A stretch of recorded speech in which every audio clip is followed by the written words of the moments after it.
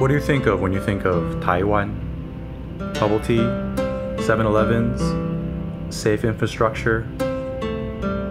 Yeah, probably.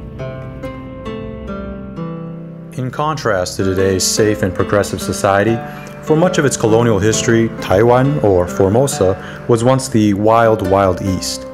What occurred here is part of the saga of the clash of civilizations and globalization, and that is a story often manifested by violence.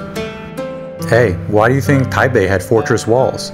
Wooden stakes were driven into the marshy earth to support a Hokkien-style defensive wall and gates. This heavy labor and investment would not have been done if this was some tropical paradise.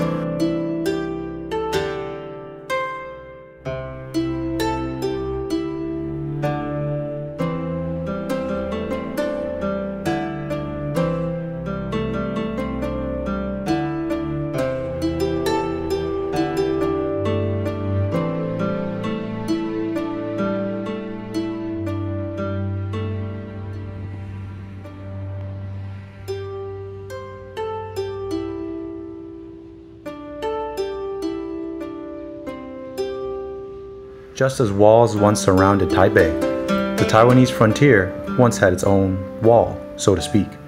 While that frontier is a thing of the past, we have a symbol of its existence. Let's head towards Beitou to go check it out.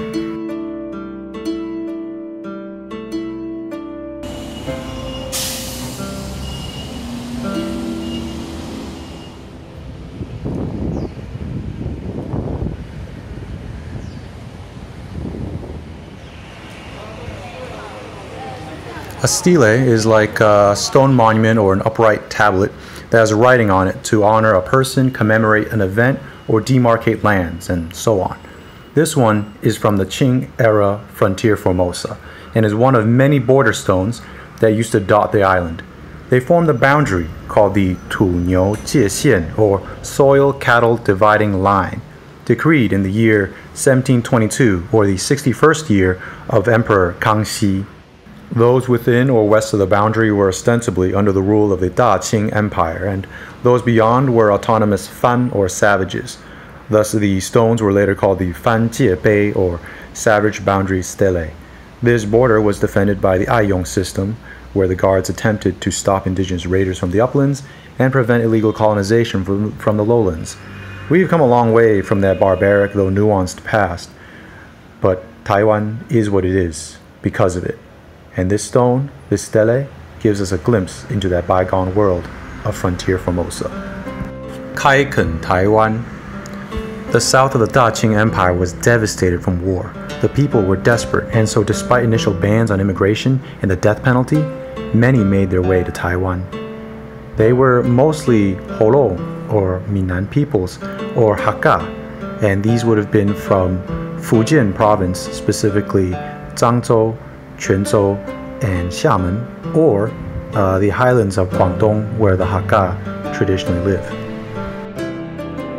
Some brought their families, but most came as single young men, and the voyage itself was a precarious trip. There's an old saying, 三在六亡一回头, which means that out of 10 people, 3 are here, 6 died, and 1 turned back. Those who survived the dangerous crossing of the strait would find a coastal plain, Pingpu, Pingpo, full of potential and hostility. Malaria and dengue were serious problems until relatively recently, and many of the tribes were still headhunting. Now, despite the dangers, there was a lot of business to be made from Formosa. Once it was deer skins and otter pelts for the Japanese and global fur trade, but now the plains were being transformed to feed the sugar and rice demand back on the mainland. China's population was to quadruple in the Qing era. With bullhooks and human muscle, plows and the strength of cows and buffalo, the shrubs and grasses were cut away, the plain transformed into paddies and farms. The landowner was said to own the bones of the land, and he could lease out the skin. Many Fujianese investors would therefore lease the skin of the land and rent it out to the migrants flooding to the island. Much of the land was already inhabited by natives, whom the Minnan speakers called Peipohuan, Pingpu, Fan, or coastal plain savages. Obviously, this is not politically correct anymore. There's a saying that characterizes some of the interaction of the plains. Tang San. The Tang refers to the Tang dynasty, and the Minnan peoples of Hokkien used to refer to themselves as the Tang. It is still used in Malaysia to mean China. Fujianese and Japanese pirates had been setting up bases in Taiwan for some time, but it was the Dutch in the 1600s who would attract thousands of Chinese to the plains. The colonial society imported Ming and Hakka culture, but in the early days, they had mostly Aboriginal mothers. The Zheng clan, who would kick out the Dutch East India Company, would bring thousands more, as well as a powerful army. In that time, Confucian schools were built to educate the Minnan populace. However, tax exemptions were given to Pingpu tribes who sent their kids to Confucian schools, which further acculturated the coastal plains natives. They were also often eager for the material advantages of trade and contact with Han civilization. Some colonizers would come to own land by intermarriage, some would ingrain themselves in the Aboriginal communities and cheat and swindle the natives, others seized lands by force. 变 Taiwan 分类机械斗 Taiwanese ethnic warfare. Many of the Minnan peoples hailed from Quanzhou and Zhangzhou, and they were not on friendly terms. Joining them on Taiwan were the Hakka, a despised and persecuted group coming from the hills of Guangdong. So not only were they fighting the Pingpu peoples at times, the natives, they were also fighting each other. There was fierce competition for land and many factions arose. The various villages and clans often aligned on an ethno-linguistic basis and bitterly fought others for land and power. Without proper mediation by competent government authorities, power truly rested in the hands of local strongmen and their militias. This directly undermined the authority of the Qing mandarins and the imperial forces, who often treated locals with contempt and cruelty. Not only were the plains frequently racked by ethnic warfare, often discontent with the government and Ming loyalism erupted into open rebellion.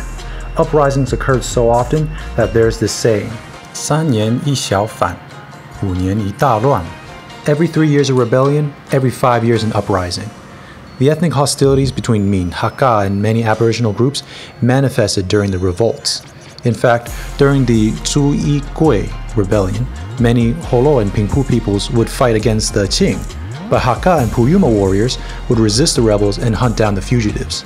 During the Lin Shuangwen rebellion, the people of Zhulo and the Zhou would resist the rebel forces and later be awarded for their loyalty and assistance by the Qing government. The Pangzhao or Amis of the Eastern Plain even proposed to the empire to coordinate an assault on the central mountain tribes. Their idea was to attack from east and west and open up a road to allow better trade between the empire and the eastern coast. This never materialized, but gives you a sense of the fractious, tribal, and militarily daunting world of Frontier Formosa. As you can imagine, with such fierce competition and warring, many would try their luck expanding further east to so-called unclaimed land to clear it and put it under the plow. They would find themselves in hostile territory. People like the Miaoli Hakka set their villages up in the hills and became expert marksmen due to the requirements of frontier warfare. Some sought profits by trading salt, iron, and gunpowder with the Aborigines for land, skins, and timber. Increasingly, camphor became a hot commodity, and that brought more and more violence to the frontier. And no frontier is complete without the concept of savages, and there were so-called savages on both sides of the border. Huana. Taiwan's Aboriginal peoples, sometimes called Formosans, were known as DongFan Eastern savages in the Ming dynasty. Many immigrants in Taiwan held prejudices, convinced that theirs was the superior civilization. Pingpu coastal plains peoples took on more and more Minnan cultural traits, yet even the Chinese surnames that they were given were often such that you could discriminate between those who were paternally from Hokkien, Fujian, and those who were recently Sinicized. By the Qing dynasty, there came to be a distinction between the more acculturated natives called the Shoufan, cooked savages, aka the Pingpu peoples, the Beibohuan, and the mostly mountain-living Shengfan, raw savages, who sometimes are called the Gaoshantu. Not 100% politically correct, obviously. While not all colonizers found Aboriginal peoples to be nasty or savage, many did, and there's even a line from a song, 生番杀人汉人右，熟番番被唐人丑. This translates to something like, raw savages are enticed to kill Han people, cooked savages are ugly to the Tang people. Prejudice itself pales in comparison to war. While Aboriginal plainsmen did muster warriors and had some notable victories, especially using ambushes, with greater numbers and a tradition of combined arms formations, the Horolang gradually won out militarily. Makatao peoples fled to today's Pingdong in fear of Dutch muskets in the 1600s. In 1804, a migration took place from the Central Plains to today's Yilan, where 1,000 or so left muskets in hand to make a new home. In 1823, the remnants of the once powerful Midag were crushed by the Qing due to rebelling in response to the harsh corvée peonage tax that was effectively slavery. They were defeated and migrated to Huli in the mountains. They had to deal with Tao, Tayal, and Bunung in this new home. Around 1829, many Sirayan peoples migrated to today's Taidong on the other side of the mountains. Then again in 1853, northern groups such as the Kavalan were pushed further south along the east coast. Saisiat were first further inland, now pushing up against the fearsome Tayal people. Mountains make up nearly 70% of Taiwan, and in this geography, the Aborigines had an advantage. The Tayal peoples stood firm against colonial incursions and sometimes raided downhill. In the city of Taipei, Guting is in reference to the alarm bell of a watchtower, as sentries had to stay vigilant against Tayal headhunters. While the Zhou would assist the Daqing Empire during the reign of Qianlong, a legendary battle would take place earlier, perhaps in Kangxi's reign, where Zhou warriors ambushed and killed almost the entirety of an invading Qing force. In the south, the Paiwan grew dominant. They were militarily powerful, but even more telling, their language, Pinayuanan, was even used as a lingua franca for a time, allowing flatlanders and the Paiwan to communicate. They had some level of local hegemony over small frontier villages of Hakka, Holo, and Pingpu peoples who traded salt and metal to them and were protected by but also in fear of the Paiwan warriors. These warriors headhunted trespassers, invaders, and shipwrecked sailors, and even signed treaties with foreign countries. The US Marines would be repelled by them, the Japanese would defeat them but with heavy losses, and a 500-man Qing punitive expedition would see only 50 men survive the failed campaign. While clearly the Qing Empire could send armies and reward loyalty, their level of actual control in Taiwan was limited. Aiyong. Needing to send in imperial forces to quell rebellions, uprisings, ethnic warfare, and punish headhunting raids was very taxing on the imperial treasury. The Qing also was a land-focused empire, and Taiwan seemed like a rebellious ball of mud in the sea on the periphery of their vast industrious realm. On top of all this, we must also acknowledge the sentimental perspective of the Manchu ruling elite, a Tungusic minority sitting atop a giant diverse empire, demographically dominated by the many Han ethnicities who, when focused to it, easily outnumbered and outcompeted smaller populations, tribal natives, and less martial groups. You can imagine why the emperor would wish to divide the two worlds of Taiwan and bring some semblance of order and stability. In some ways, it was meant to protect both Han Chinese and Aboriginal groups from one another, and give the imperial treasury and military some respite. Many empires have their limits, and many have attempted to bring order to a violent frontier with walls, segregation, and military force. The Qing tried to bring order by separating the more Sinicized flatlands and the indigenous highlands. The Aiyong system was employed along the Tǔniú jièxiàn to enforce this border. Frontier settlements, Pingpu peoples, and the local gentry became responsible for providing the manpower to defend this border. Stele were erected, marking the border. In some places, earthen walls and bamboo palisades or hedges were used to provide a physical barrier. While the border was meant to separate the two worlds and promote peace, it ultimately failed in that mission. The border was moved successively as indigenous groups were defeated and either absorbed or pushed further inland. What began as a way to separate two worlds and bring order to the frontier became one of the strategies of conquest and colonization. Profit motivated the land grabbing. The demand for Taiwanese resources did not wane, and as such, the desperados and second sons of Fujian and Guangdong would continue immigrating here. It is often the case that frontiers exacerbate tribal violence, as it now goes beyond hunting rights, personal feuds, headhunting, but a fierce competition to control resources and acquire more foreign goods and technology.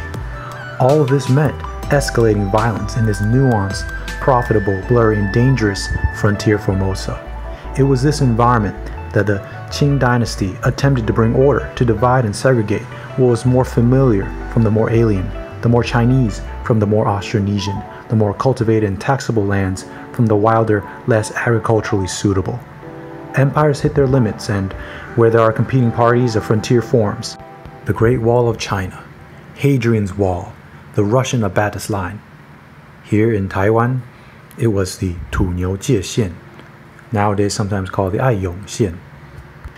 Taiwan was the wild, wild east.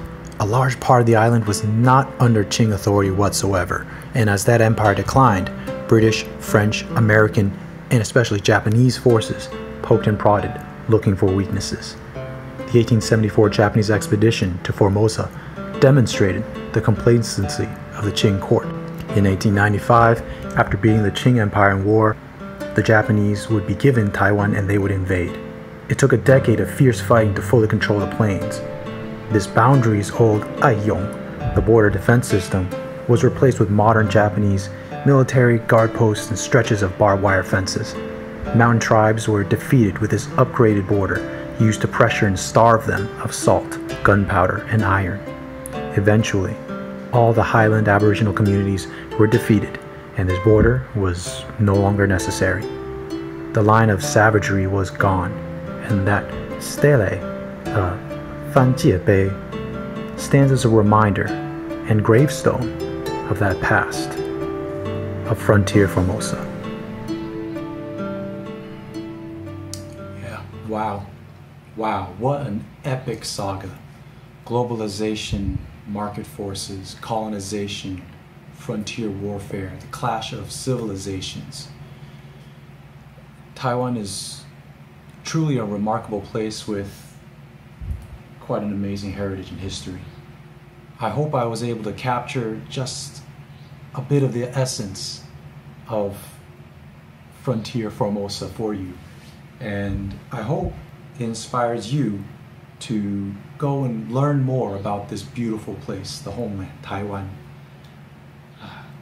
In any case, none of the images that I used are mine other than the footage of the jièbēi, the stele itself, and the Taipei castle walls, and some of that outdoor footage of the mountains and the forests. Everything else, historical images, old photographs, that's all taken from Google Images. I don't claim it. As far as the story of Taiwan, the land, the people, the cultures, this just scratches the surface. This is just a basic understanding. Take a look at my old videos and stay tuned for more, because I'm diving in deep.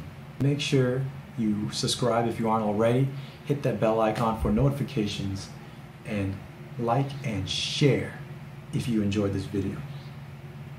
Thank you for joining me on my journey. I salute yours. Peace.